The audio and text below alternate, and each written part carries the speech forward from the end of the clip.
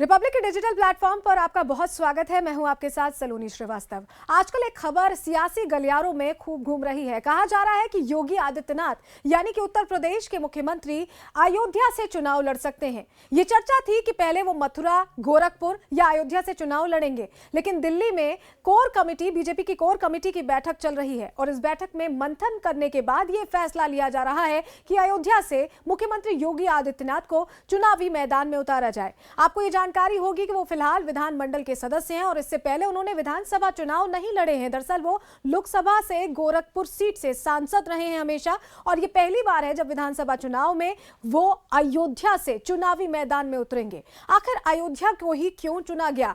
क्या भारतीय जनता पार्टी को इसमें बहुत ज्यादा फायदा समझ में आ रहा है और क्या वजह है कि गोरखपुर सीट को छोड़ते हुए, नफा नुकसान समझते हुए भारतीय जनता पार्टी ये फैसला लेने की कोशिश कर रही है? इस वीडियो में यही आपको समझाने की कोशिश करेंगे। भारतीय जनता पार्टी के लिए अयोध्या एक बहुत प्रमुख एजेंडा रहा है। राम मंदिर के निर्माण में भारतीय जनता पार्टी ने जोर शोर से आवाज उठाई और इस सरकार के दौरान बार बार यह कहा गया कि राम मंदिर वहीं बनाएंगे। आरोप यह भी लगा कि बार बार कहा जाता है कि मंदिर वहीं बनाएंगे, लेकिन तारीख नहीं बताएंगे। तारीख भी बता दी गई। कोर्ट ने, जब सुप्रीम कोर्ट ने फैसला लिया, मंदिर निर्माण शुरू हुआ, तो इसे भव्य तरीके से बनाने का संकल्प भारतीय जनता पार्टी ने लिया और सरकार लगातार इस बात को अलग अलग मंचों से, राजनीतिक मंचों से कहती रही है, दोहराती रही है कि राम मंदिर उनका प्रमुख एजेंडा रहा है। लेकिन मंदिर निर्माण के ऐलान के बाद अब यह चर्चा कुछ धूमिल होती जा रही थी और ऐसे में भारतीय जनता पार्टी अगर सबसे प्रमुख चेहरे को, यानी कि उत्तर प्रदेश के मुख्यमंत्री को 2022 के चुनावों में उस चेहरे को जिसका चुनाव लड़ रही है भारतीय जनता पार्टी, उस चेहरे को अयोध्या से उतारती है,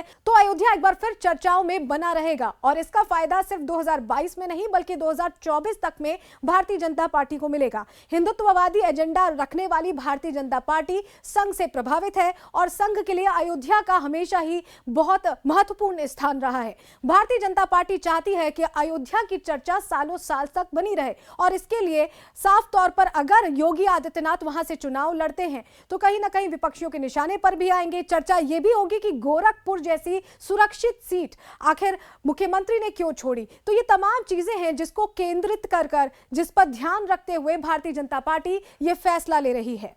अयोध्या भले ही भारतीय जनता पार्टी के लिए एक बड़ा पड़ाव रहा हो, लेकिन अयोध्या में सिर्फ भारतीय जनता पार्टी का ही दबदबा नहीं रहा है बल्कि कांग्रेस, बसपा और सपा का भी आधार रहा है। ऐसे में योगी आदित्यनाथ के यहां उतरने से साफ तौर पर विस्तार जो है वो भी बढ़ेगा। अयोध्या के आसपास इलाकों में भारतीय जनता पार्टी ये उम्मीद कर रही है कि उसे और मजबूती मिलेगी। जिस तरह से गोरखपुर के आसपास इलाकों में भारतीय जनता पार्टी का दबदबा योगी आदित्यनाथ के होने से माना जाता रहा है।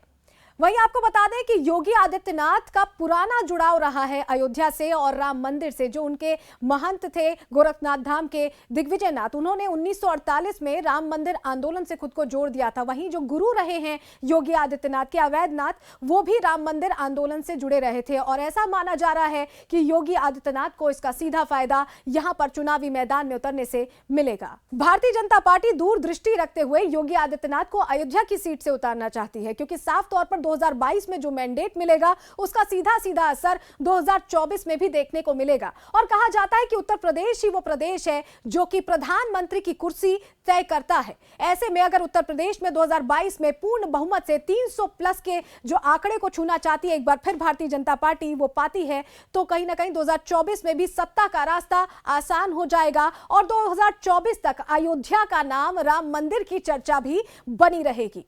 बहुत शुक्रिया जुड़ने के लिए।